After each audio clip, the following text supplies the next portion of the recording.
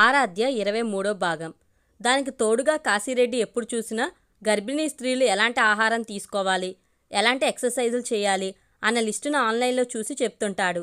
అంటే ఆరాధ్యను త్వరగా తీసుకొచ్చుకో, అక్కడ ఉంచొద్దని దాని అర్థం. కళ్యాణమ్మ కూడా ఫోన్లో అలాగే చెప్తుంటుంది. సాయంత్రం 6 గంటల సమయంలో నిన్న నాకు ఆరాధ్య కనిపించి హాయ్ చెప్పిందిరా అన్నాడు సంతోషంగా కాశీరెడ్డి తన క్యూబికల్ వైపు వెళ్తూ. అంతేకాదురా, ఆరాధ్యను చూస్తుంటే పుట్టబోయే నా మేనల్లుడిని చూసినంత ఆనందంగా ఉంది అని కూడా అన్నాడు. దానికి జవాబుగా నవ్వాడు తప్ప హేమంత్ మాట్లాడలేదు. ఎంతైనా ఈ మధ్యన నవ్వడం ఎక్కువైందిరా నీకు, తండ్రివి కాబోతున్నానన్న సాటిస్ఫాక్షన్ కూడా ఒంటి నిండా పాకిపోయి కనిపిస్తుంది అంటూ తన జోక్కి తనే నవ్వుకుంటూ ల్యాప్టాప్ ఓపెన్ చేసి ఆన్లైన్లోకి వెళ్ళాడు. అందులో అనుకోకుండానే ఓ వెబ్సైట్ని ఓపెన్ చేసి సెర్చ్ చేస్తూ రే హేమ్ ఇలారా అంటూ కేకేశాడు. వీడికేం కనిపించిందో కేక చాలా గట్టిగా వినిపిస్తుంది అని తనలో తను నవ్వుకుంటూ లేచి కాశీరెడ్డి కూర్చుని ఉన్న క్యూబికల్ వైపు వెళ్ళాడు హేమంత్. ఏంటి కాశీ, ఎందుకలా అరుస్తున్నావు మామూలుగానే అడిగాడు. చూడరా ఇక్కడేముందో. ఏముందిరా అంటూ ల్యాప్టాప్ స్క్రీన్ వైపు చురుగ్గా చూశాడు హేమంత్. ఏముందంటే గర్భ రక్షాంబికై టెంపుల్లో పూజ చేయిస్తే పుట్టబోయే బిడ్డ తల్లి గర్భంలో 9 నెలలు సురక్షితంగా ఉండి హెల్దీగా పుడుతుందట. గర్భ రక్షాంబిక అంటే పార్వతీదేవి రూపం, ఆమె భర్త ముల్లైవననాథర అంటే శివుని రూపం. పూజ చేశాక పార్వతీదేవి పాదాల దగ్గర పెట్టిన బ్లెస్డ్ ఆయిల్, ఘీ ప్రసాదం, శ్లోకం, చీర పోస్ట్లో మనకు పంపిస్తారు. ఆ పూజను మన ఆన్లైన్లో ఆర్డర్ చేస్తే చేస్తారట. ఈ పూజ చేయిస్తే ఫ్రీ డెలివరీ అవుతుందట. ఈ టెంపుల్ తమిళనాడులో ఉంది. వెంటనే నువ్వు దీనికి డబ్బులు పంపు అన్నాడు కాశీరెడ్డి. హేమంత్ కాశీరెడ్డి చెప్పినట్లు ఆ పూజ వివరాలను చూసి సంతోషపడుతూ ఆన్లైన్లో ఆర్డర్ చేయబోతుండగా వాత్సల్య దగ్గర నుండి కాల్ వచ్చింది. కాల్ లిఫ్ట్ చేసి చెప్పు వాత్సల్య అన్నాడు హేమంత్. హేమంత్ నేను సరియుతో ఉండట్లేదు అంది. ఎందుకు, ఏమైంది, ఏమైనా అన్నదా అడిగాడు కూల్గా. అలాంటిదేం లేదు, ఇప్పుడు ముగ్గురమే కదా ఆ ఇంట్లో ఉండేది, ఖర్చులు ఎక్కువయ్యాయి, షేరింగ్ తగ్గింది, నా మనీ ప్రాబ్లమ్స్ నీకు తెలుసు కదా, అందుకే ఎక్కువ మంది ఉండే ఇంటికి షిఫ్ట్ అవుతున్నాను. ఆల్రెడీ అయ్యాను, ఇది నీకు చెప్పాలని చేశాను అందే ఆమె కూడా కూల్గానే. ఇది నాకు చెప్పడం దేనికి, లోగడ చెప్పాల్సినవేమీ చెప్పకుండా దాచావుగా అన్నాడు వస్తున్న కోపాన్ని అణుచుకుంటూ. ఇంకా నేనేం దాచను హేమ్, అందుకే నీకు కాల్ చేశాను.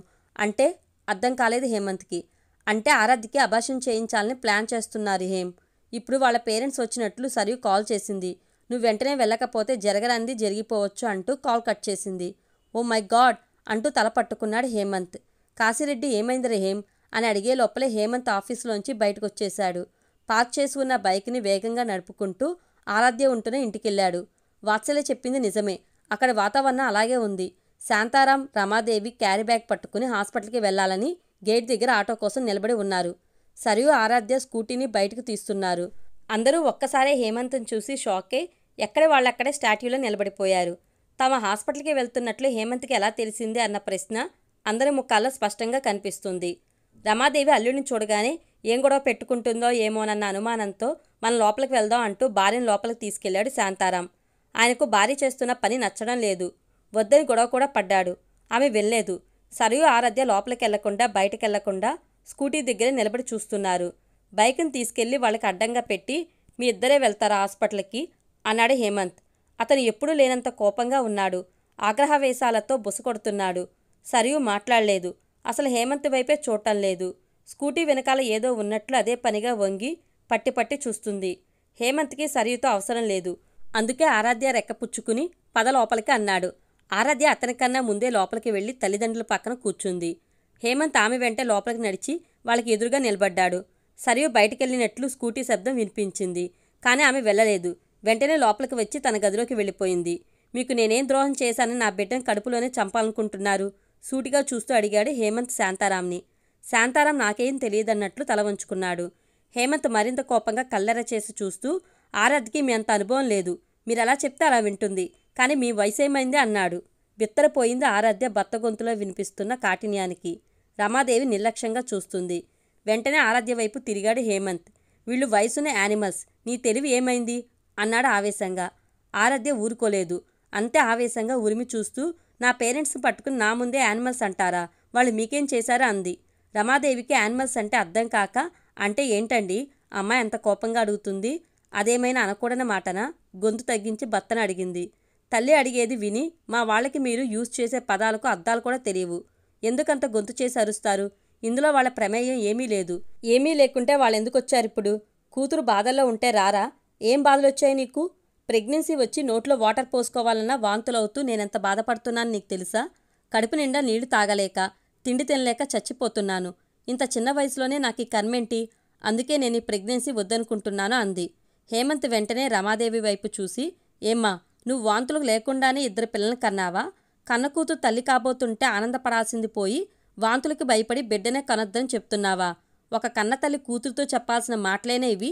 నీకు మాత్రం పిల్లలు కావాలి, నువ్వు అమ్మ అని పిలిపించుకోవాలి. మరి నీ కూతురు కంప్యూటరా, మనిషి కాదా? తనకి పిల్లలు వద్దా? అన్నాడు ఘాటుగా. అల్లుడి కోపానికి తొలిసారిగా వణికింది రమాదేవి. దాన్నేమి అనకు బాబు, దానికి అసలే లో బీపీ, మొన్ననే చావుబోయి బ్రతికింది. ఏమైనా అనదలుచుకుంటే నన్నను అన్నాడు శాంతారాం. ఎవరిని అనాల్సిన అవసరం నాకు లేదు మామగారు. ఈ వయసులో మీకే మీ భార్య పట్ల అంత ప్రేమ ఉంటే నాకు ఈ వయసులో నా భార్య అంటే ఇంకెంత ప్రేమ ఉండాలి? నాకేమైనా పెళ్ళే 10 ఏళ్ళు అయిందా?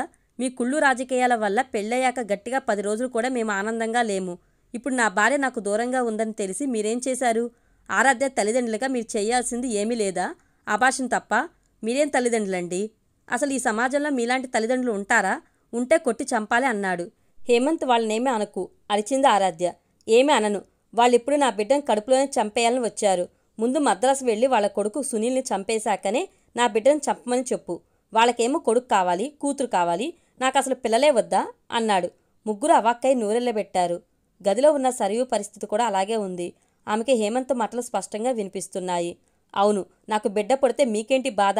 పెళ్ళప్పుడు ఆరాధ్యకు బంగారం పెడతామని నా డబ్బులు కాజేశారు. ఇప్పుడు బిడ్డను కూడా కాజేస్తారా? నాకు అసలు గోల్డ్ పెట్టుకోవడం ఇష్టం లేదు. ఇంకెప్పుడు గోల్డ్ గురించి మాట్లాడకండి అంది వెంటనే ఆరాధ్య అతని మాటల్ని ఖండిస్తూ. ఫోటోల కోసం తప్ప నువ్వు గోల్డ్ పెట్టుకోవని, చీరలు కట్టుకోవని నాకు తెలుసు. నేను ఇలా తయారు చేశారు వీళ్ళు. పెళ్లికి ముందు హైదరాబాద్ వచ్చి నీ తమ్ముడు చాలా తెలివిగా నీకు ఒంటి నిండా పెట్టుకోమని 1 గ్రామ్ గోల్డ్ నగలు కొనిచ్చి వెళ్ళాడు. అవి పెట్టుకుని చూసుకున్నాక నీకు గోల్డ్ మీద మోజుపోయింది. వాళ్ళకేమో స్వచ్ఛమైన నగలు, నీకేమో పిచ్చి నగలు.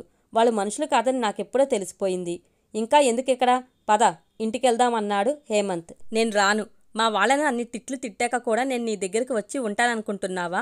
నేను రాను అంది మొండిగా. నువ్వు రాకుంటే నేను ఎలాంటి వాడినో చూస్తావు. నా భార్యకు అబార్షన్ చేయించాలని చూస్తున్నారని మీ మమ్మీ డాడీల మీద ఇప్పుడే కేసు బుక్ చేస్తాను. నా బిడ్డను కడుపులోనే అంతం చేయాలని చూసిన వీళ్ళు అసలు నా అత్తామామలే కాదనుకుంటాను. వీళ్ళెవరో నేనెవరో అన్నాడు. కంగు తిన్నది ఆరాధ్య. శాంతారాంకి రమాదేవికి ఊపిరాడడం లేదు. ఆరాధ్య ఏమనుకుందో ఏమో, అప్పటికప్పుడే మారిపోయింది. పదండి వెళ్దాం. మమ్మీ, మీరు ఈ రాత్రికే ఊరెళ్ళండి. సరియు వచ్చి మిమ్మల్ని ట్రైన్ ఎక్కిస్తుంది అంటూ లోపలికెళ్ళి తనకి సంబంధించినవి సర్దుకుని సరియుతో చెప్పి హేమంత్తో బయటకు నడిచింది. ఆరాధ్య వెళ్తుంటే అచేతనంగా చూస్తున్నారే కానీ ఆమె తల్లిదండ్రులు చిన్న మాట కూడా మాట్లాడలేదు. హేమంత్ బైక్ మీద కూర్చుంది ఆరాధ్య. ఆమెకు హేమంత్ అంటే పట్టరాని కోపంగా ఉంది. ఆ కోపంలో ఏం చేస్తుందో ఆమెకే తెలియడం లేదు. అతన్ని వెనక నుండి గట్టిగా నెట్టేయాలని ఉంది. బైక్ మీద నుండి పడేయాలని ఉంది. అతన్ని ఏదో ఒక విధంగా బాధ పెట్టాలని ఉంది. కానీ ఎలా బాధ పెట్టాలో తెలియడం లేదు. అటూ ఇటూ కదులుతూ కూర్చుంది. అక్కడెవరూ లేకపోయినా ఎవరో ఉన్నట్లు హాయ్ చెప్తుంది. ఇది మరీ ఇబ్బందిగా ఉంది హేమంత్కి.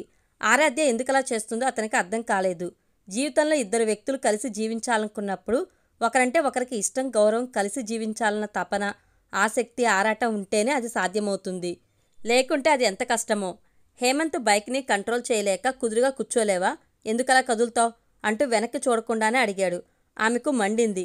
అంతవరకు వస్తున్న దుఃఖాన్ని ఆపుకోవడం వల్లనో ఏమో ఇప్పుడతను మాట్లాడగానే లోపల నీ బిడ్డ విపరీతంగా తంతుంటే కదలక ఏం చేస్తాను, చస్తానా అంది.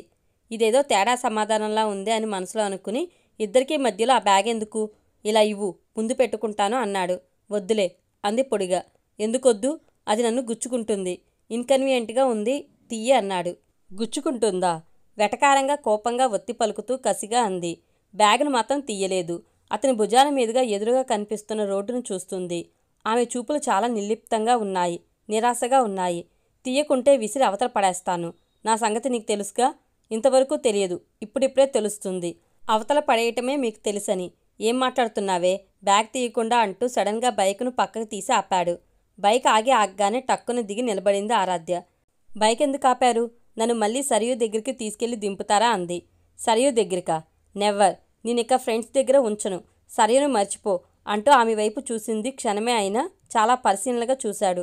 ఆమె భుజానికి తగిలించుకునే హ్యాండ్ బ్యాగ్ నలుపు, చేతిలో పట్టుకుని ఉన్న బ్యాగ్ నలుపు, చున్నీ నలుపు, ప్యాంటు నలుపు, ఒక్క టాప్ తప్ప డ్రెస్ మొత్తం నలుపే. నిన్ను బ్లాక్ వాడొద్దని చెప్పాను, అయినా వాడుతున్నావా అడిగాడు హేమంత్ ఆశ్చర్యపోతూ. వాడితే ఏమవుతుంది? నాకు చిన్నప్పటి నుండి మా మమ్మీ ఏ డ్రెస్ తీసుకున్నా బ్లాక్ డిజైన్ ఉంటేనే తీసుకునేది. నేనేమైనా నలుపా?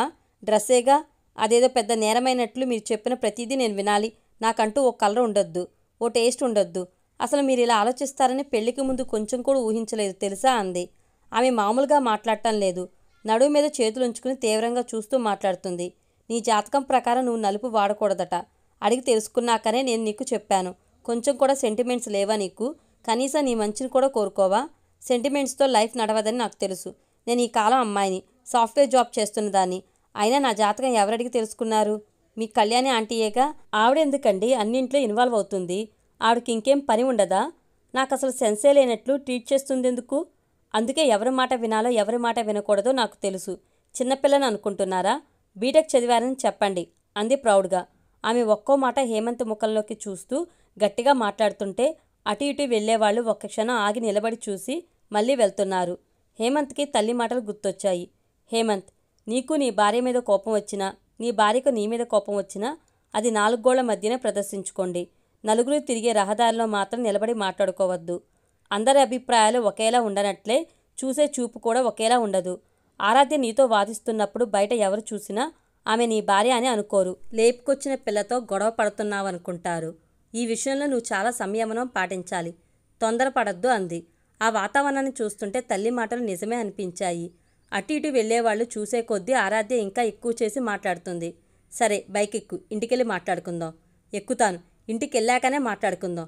కానీ ఒక్కటి మాత్రం చెప్పండి మీ వాళ్లతో అంది. ఏంటా ఒక్కటి? త్వరగా చెప్పు అన్నాడు. అతనికి ఎక్కువసేపు అక్కడ నిలబడాలని లేదు. అప్పటికే జనాలు చాలా దట్టిగా చూస్తున్నారు. చెప్తాను వినండి. నేను ఉద్యోగం చేస్తున్న అమ్మాయిని. ఏ విషయంలోనైనా స్ట్రాంగ్గా ఉంటాను. స్ట్రాంగ్గానే ఆలోచిస్తాను. చిన్న విషయంలో కూడా కాంప్రమైజ్ కాను. అయ్యానంటే దాని వెనకాల 1,00,000 కారణాలుంటాయి. అది గమనించకుండా ఏదో అయ్యానని అక్కడ నిలబడు, ఇక్కడ కూర్చో, ఇది తిను, ఇది వద్దు, ఈ డ్రెస్ వేసుకో, ఇది నలుపు కాదు అంటే మాత్రం ఒప్పుకోను. నాకసలే నా టెన్షన్స్ నాకున్నాయి అంది. కంగారుగా అటు ఇటు చూసి బైక్ స్టార్ట్ చేశాడు హేమంత్. అతనికి లోకభీతి ఎక్కువ. అది ఆమెకు లేదు. అందుకే ఆమె చాలా మామూలుగా ముఖం పెట్టి చాలా ప్రశాంతంగా బైక్ ఎక్కి కూర్చుంది. హేమంత్ ఆరాధ్యలు వెళ్ళాక శాంతారాం, రమాదేవి నిర్విన్నులై కూర్చుండిపోయారు. శాంతారాం కుర్చీలో వెనక్కి వాలి కళ్ళు మూసుకున్నాడు. రమాదేవి భర్త వైపు చూసింది. ఎంత ప్రశాంతంగా నిద్రపోతున్నాడు చూడు. ఎక్కడికొచ్చినా నిద్రే, దిక్కుమాలి నిద్ర. పిల్లను వాడు తీసుకెళ్తాడన్న స్పృహ కూడా లేదు. ఎప్పుడొస్తుందో తెలివి అనుకుంటూ నుదుటి మీద గట్టిగా శబ్దం వచ్చేలా కొట్టుకుని సరియు ఉండే గదిలోకి వెళ్ళింది.